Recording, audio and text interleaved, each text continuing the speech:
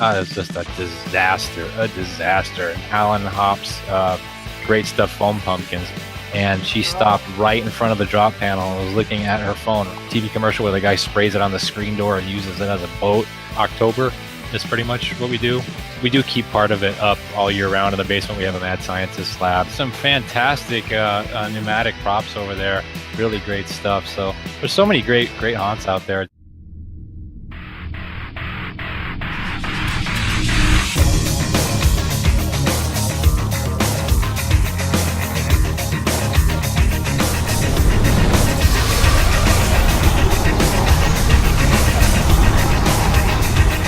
This one took maybe a week, and I drive around with this casket in my van. I have 3-car garages, the inside maze this year. Make people walk through the yard. The thing looks like Howard the Duck, if anybody knows who that is.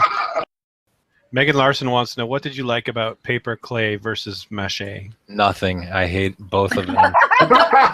They both suck, and I'm never going to use either one of them again.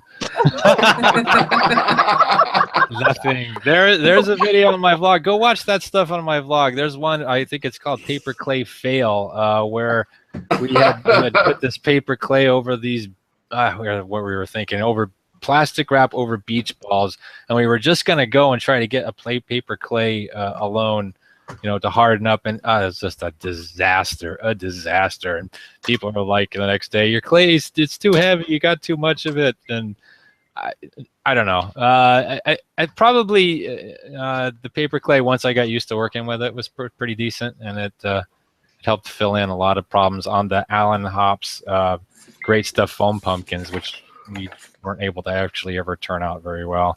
Yeah, this one is a Evil Babies in a Crib. My mother and her brother actually made this. I had absolutely nothing to do with anything on this prop, so yeah, that was an easy one for me, an easy build. Awesome. Sam Caddy wants to know, what's your most effective scare?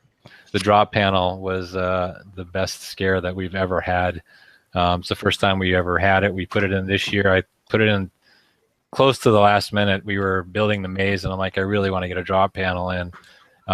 There actually is, again, on my YouTube channel, there's a top 25 drop scares, and we had number one. We had a girl who was walking through the haunt texting, and she stopped right in front of the drop panel and was looking at her phone right in front of the drop panel. Oh my God.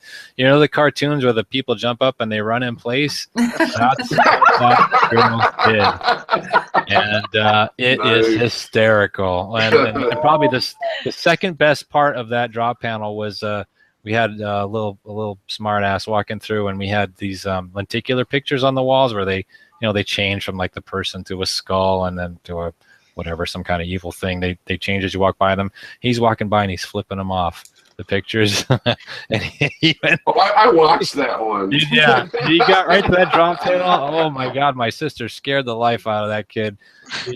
And we loved it. I mean, we absolutely ate it up. I know you're supposed to not want to scare the little kids, but this kid, I don't know, maybe he's 10 or 12 years old. He deserved it. It was a good scare.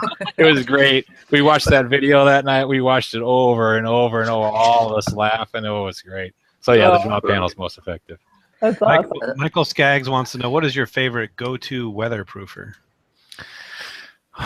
Man, those damn pumpkins I made, I put on spar urethane on them, and they did not last more than a week, and we had some pretty bad rain, and they were almost destroyed. I had to bring them in, and I put in good coats of that stuff. So I don't know. I don't know what the answer to weatherproofing really is. I've tried that Flexi Seal stuff, which I've not heard other people really talk about, but it's the stuff you've seen that TV commercial where the guy sprays it on the screen door and uses it as a boat. I've tried that stuff, and it seems to work pretty well, actually. It kind of dulls the finish on whatever you're working on, but I think that stuff's pretty decent. The spar urethane didn't really hold up so well for me on things that actually needed weatherproofing. A lot of the stuff just, it doesn't need weatherproofing. How long is your setup and your takedown? Well, this last year was a little different because of the inside haunt. So we started September, I think, started setting up.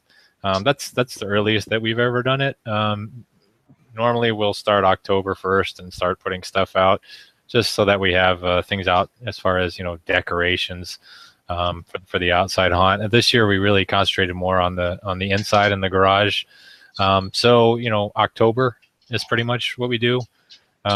September we started though on the inside this year, and we do keep part of it up all year round. In the basement we have a mad scientist lab and a dot room kind of a thing. The dot room we just roll up and zip tie to the top of the ceiling, but we actually keep the mad scientist lab set up because there's so many little bits of stuff all over the place, beakers and whatever you put in that thing, all that kind of stuff, skulls and things. It's a pain just to keep packing that thing up. And as far as tear down, in the past we have been able to do it in a day, but Wow.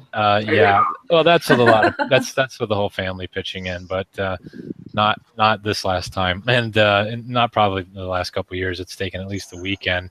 But right now, there's still stuff in the garage, and there's a coffin in my car. So Right. I didn't quite finish this year.